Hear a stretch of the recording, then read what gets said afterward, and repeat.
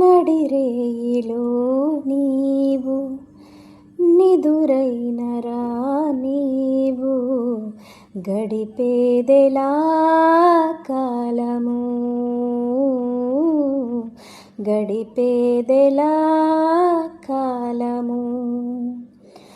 పగలైన కాసేపు పని చేసుకో నీవు నీ మీదనే ధ్యానము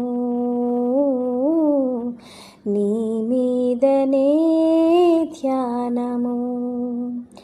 ఏ వైపు చూస్తున్నా నీ రూపే తోచింది నువ్వు కాక వేరేది కనిపించనంటోంది ఈ ఇంద్రజాలాన్ని